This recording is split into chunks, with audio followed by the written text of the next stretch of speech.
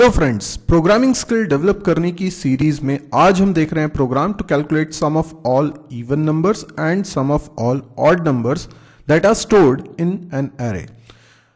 तो आइए इस प्रोग्राम को स्टार्ट करते हैं, लेकिन हम यहाँ पे केवल प्रोग्राम बनाना ही नहीं सीख रहे हैं, बल्कि प्रोग्राम बनाने के लिए अप्रोच कैसे डेवलप करें उसके बारे में भी बात कर रहे हैं। तो यहाँ सबसे पहले मेरी टिप ये है कि आप प्रोग्राम को अच्छे से समझिए कि आपको करना क्या है। हमें जो प्रोग्राम बनाना है उसमें हमारे पास एक एरे होगा जिसमें कुछ नंबर्स होंगे, वो हम यूज़र से इनपुट कराएंगे। अब यूज़र जो नंबर्स एंटर करेगा वो कोई भी रैंडम नंबर्स हो सकते हैं। तो हो सकता है कि उसमें से कुछ नंबर्स इवन हो, कुछ नंबर्स ऑड हो। तो हमें इवन नंबर्स का सम अलग करना है और ऑड नंबर्स का सम अलग करना है। तो एक एरे हम ले लेंगे जिसका कुछ साइज ले लेते हैं, लेट्स से 10। तो 10 वैल्यू यूज़र से पहले एंटर करवानी पड़ेंगी और उनमें देखना पड़ेगा कि कौन कौन से नंबर इवन है, कौन कौन से ऑड हैं, उनके सम अलग अलग करके प्रिंट करवाने। तो इस प्रोग्राम को करने के लिए पहले तो हमें प्रोग्राम अच्छे से समझना था, जो हमने समझ लिया है। अब अगली स्टेप ये है कि हम आउटपुट इमेजिन करें। किसी भी प्रोग्राम में क्या लिखना है, इस कन्फ्यूजन के आते ही आप मेरी इस टिप को याद कर लें कि आपको पहले आउटपुट को इमेजिन कर लेना चाहिए, जिससे कि आपको ये कन्फ्यूजन नहीं रहेगा कि मैं प्रोग्राम में स्टार्टिंग में लिखूं क्या। जैसे हम ये मान लें कि जब हमारा प्रोग्राम बन जाएगा और हम इसे रन करेंगे तो आउटपुट कैसा दिखेगा। आउटपुट में दिखेगा एंटर, ऐसा एक मैसेज लिखा हुआ रहेगा, एंटर अ नंबर, एंटर कितने नंबर्स एंटर करवाने, 10, एंटर 10 नंबर्स। ठीक है, 10 नंबर अब यूज़र एंटर करेगा। लेट्स से यूज़र ने एंटर किया 2, 5, 7, 8, 6, 1, कितने हो गए, 6 ही हुए अभी, 4, 9, 3, 11, कितने हो गए, 3, 6, 7, 8, 9, 10 हो गए। ओके, तो ये नंबर्स यूज़र ने मान लीजिए एंटर करें। तो हमारा आंसर क्या होगा, इसमें से जितने जितने इवन थे उनको ऐड कर देंगे। तो हम 2 को 8 को, कितना हो गया, 10 प्लस 6 प्लस 4 20 हो गया, 20। तो सम ऑफ इवन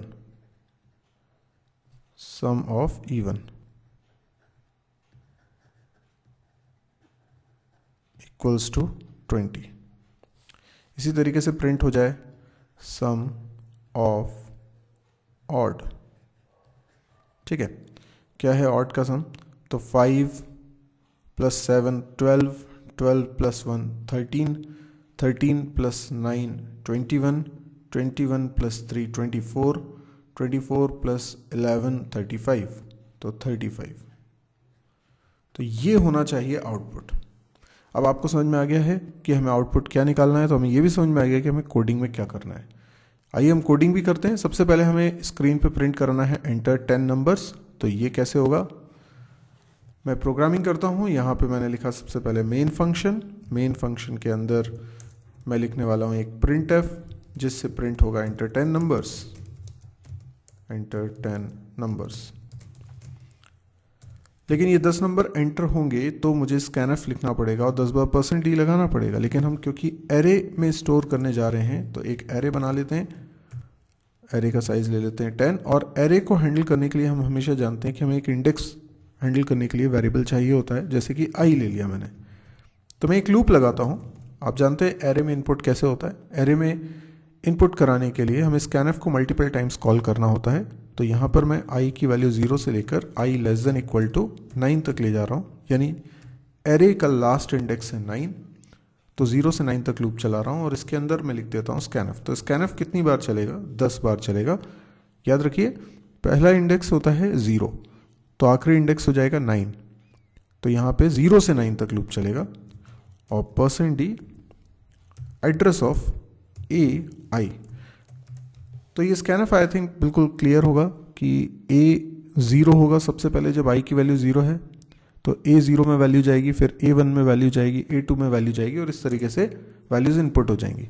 तो जो वैल्यूज़ हमने सोचा इनपुट करने की, ये वैल्यूज़ इनपुट हो गई हैं। अब हमें रिजल्ट प्रिंट करना है। रिजल्ट प्रिंट करने के लिए हमें सिंपली printf लिखना पड़ेगा। तो हम लिखते हैं printf sum of even equals to %d, और कोई वेरिएबल होगा जिसमें हमारा सम रखा होगा, let's say SE some of even के लिए। और इसी तरीके से एक और printf हम लिख देते हैं जिसमें हम न्यू लाइन से प्रिंट करा देंगे sum of odd equals to %d। अब यहाँ पर भी हमें एक और वेरिएबल चाहिए होगा सम ऑफ ऑड के लिए, SO ले लेता हूँ। अब SE और SO क्या हैं? ये भी दो वेरिएबल्स हैं, SE और SO।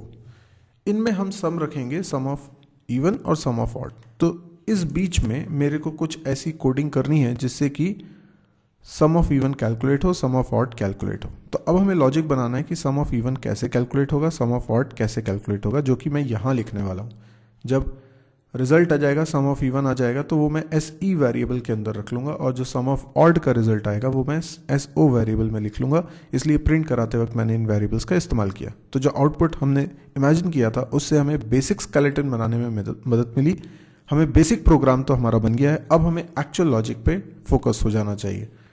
तो मेरी तीसरी टिप ये है कि जब आपको एक्चुअल लॉजिक पे फोकस होना है तो आप रैंडमली जो नंबर्स एंटर कर रहे हैं आपने, उसी को एग्जांपल मानते हुए आगे प्रोसीड करें। यानी हमें एक एग्जांपल लेना चाहिए और उस पे हमें अपने लॉजिक को अप्लाई करके देखना चाहिए कि कैसे हम सॉल्व करते हैं। देखिए, अगर आप यहाँ पर इस क्वेश्चन को सॉल्व कर पा रहे थे, यानी आपके पास ये 10 नंबर हैं और इसमें आप इवन नंबर्स का सम और ऑड नंबर्स का सम आप कर पा रहे थे, इसका मतलब आप प्रोग्राम भी बना सकते हैं, क्योंकि आपको आता है कैसे करना है। तो आपको कंप्यूटर को समझाना है कि उसे कैसे करना है।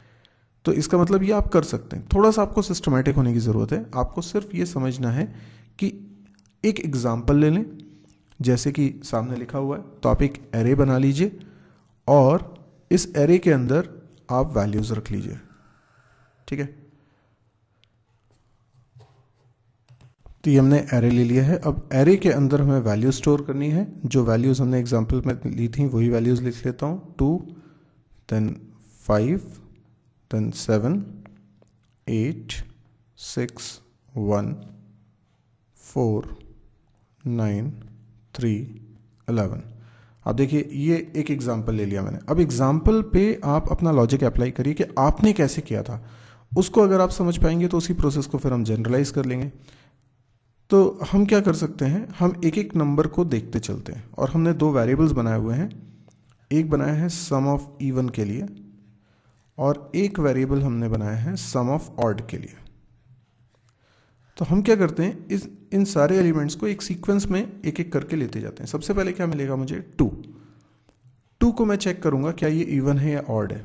कैसे चेक करूंगा, मेरे पास AI है, AI को मैं डिवाइड करके देखता हूँ 2 से। अगर रिमाइंडर 0 आ जाता है इसका मतलब वो इवन है। तो यदि वो इवन है तो मुझे क्या करना है, अभी I की वैल्यू 0 मान लीजिए, तो I की वैल्यू 0 है तो मुझे क्या करना होगा, अगर वो इवन है तो सम ऑफ इवन के अंदर मुझे इस नंबर को पहुँचाना है। तो सम ऑफ इवन में जो कुछ भी रखा है मतलब शुरुआत में 0 रख देते हैं, दोनों में 0 रख सम कर रहे हैं। अब यहाँ पर दोनों का सम करके मैंने SE में ही वैल्यू रख ली। मतलब क्या हुआ, 0 में 2 ऐड हो गया। सबसे पहले 2 है ना, I की वैल्यू जब 0 है तो A0 का मतलब हो जाएगा पहला नंबर 2। तो 2 किस में ऐड हो गया, 0 में। तो इसमें क्या चला गया, 2, इसमें चला गया 2। ठीक है, एल्स अब जैसे अगला नंबर I की अगली वैल्यू होगी 1 और उसका मतलब हो जाएगा A1 का मतलब 5। तो 5 मॉड्यूलो 2 करेंगे तो वो 0 नहीं आएगा, फॉल्स हो जाएगा। तो एल्स में चलेगा, क्या हो जाएगा, sum of odd equals to sum of odd plus AI। अब I कितना है, 1 है ना, तो इसका मतलब क्या हो जाएगा, इसका मतलब ये हो जाएगा कि A1 मतलब 5, तो SO में 5 ऐड हो जाएगा। तो SO में 0 था तो 0 + 5 कितना हो जाएगा, 5। फिर अगली वैल्यू क्या है, 7। तो I आगे बढ़ाना है, मतलब मुझे ये इफ एल्स को क्या करना है, रिपीट करना है I की हर एक वैल्यू के लिए। कौन कौन सी वैल्यू के लिए? i की वैल्यू 0 से लेकर कहाँ तक? 9 तक। तो मैंने 0 और 1 के लिए चला लिया है, अब 2 के लिए चला रहा हूँ। तो i की वैल्यू अगर 2 है तो a2 हो जाएगा 7। 7 कैसा है? ऑड नंबर है, इसलिए कंडीशन फॉल्स हो जाएगी, एल्स में आ जाएंगे और ये SO में ऐड हो जाएगा। तो 5 + 7 यहाँ हो जाएगा 12। इसका मतलब क्या होगा? ऑड नंबर्स SO में ऐड होते जाएंगे और इवन नंबर SE में ऐड होते जाएंगे। अब अगर आपको लॉजिक समझ में आ गया हो तो हम इसकी कोडिंग करते हैं। यहाँ पे हमें सिंपली एक लूप लगाना होगा जो कि i की वैल्यू 0 से लेकर 9 तक चलेगा और इसके अंदर हम लिख देंगे इफ ai मॉड्यूलो 2 = 0। तो क्या करें? SE में, अब देखिए SE में शुरुआत में आपको क्या रखने की ज़रूरत है? 0। तो SE में मैंने रखा 0 और SO में भी क्या रखा? 0, क्योंकि इनिशियली ये अगर गार्बेज वैल्यू कंटेन करेंगे तो हमारा रिजल्ट गलत हो जाएगा। तो SE में हम सबसे पहले ऐड कर रहे हैं AI की वैल्यू। हमें सिंपल ये ध्यान रखना है कि जो नंबर एरे में रखा है वो अगर इवन है तो SE में स्टोर हो जाए और अगर ऑड है तो SO में स्टोर हो जाए। बस इतना ही सिंपल लॉजिक है इसका। आई होप आपको ये प्रोग्राम समझ में आ गया होगा। अब मैं इसको एक बार रन और करके आपको दिखा देता हूँ। मैं कोई भी 10 नंबर एंटर करूँगा, क्यों ना मैं वही 10 नंबर एंटर कर लूँ जो अभी हमने इमेजिन करे थे यहाँ पर। तो ये देखिए प्रोग्राम रन हो गया है।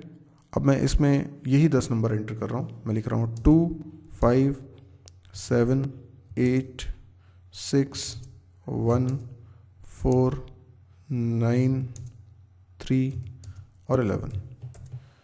देखिए सम कितना आ रहा है? Sum of even is 20 and sum of odd is 36। हमारा सम क्या आया था? हमारा सम 35 आया था, मतलब कि हमने कुछ कैलकुलेशन में मिस्टेक करी थी। ये हमने गलती करी होगी। देख लीजिए आप ऐड करके जो ऑड नंबर्स हैं। 5 + 7 = 12, 12 + 1 13, 13 + 9, 13 + 9 is 21, 21 + 3, ओके यहाँ पे मैंने मिस्टेक कर दी थी। 13 + 9 मैंने 21 बोल दिया था, माय मिस्टेक। इट इज़ 22, 22 + 3 कर लीजिए तो 25, 25 + 11 करेंगे 36 होगा। ठीक है, थोड़ी सी मिस्टेक हो गई थी मेरे से कैलकुलेशन में। चलिए ठीक है, इतना तो आप मुझे माफ़ कर ही सकते हैं। आपको अगर समझ में आ गया होगा ये वीडियो तो आप इसको लाइक करेंगे। यदि आपको लगता है कि इस तरह के और वीडियोस देखने में आप इंटरेस्टेड हैं तो आप इस चैनल को सब्सक्राइब करिए। और यदि ऐसा लगता है कि आपको और भी मेरे वीडियोस देखने हैं तो आप मेरी वेबसाइट पर विजिट करें www.mysirji.com। इसमें बहुत सारे वीडियोस के लिंक दिए हुए हैं। C++, Java, PHP, MySQL, data structure, DBMS, programming exercise, campus preparation, इन सब के वीडियोस हैं। तो आप एक बार इस साइट को ज़रूर विजिट करिए और अगर अच्छा लगे तो आप इसको प्लीज़ शेयर ज़रूर करें। Thank you.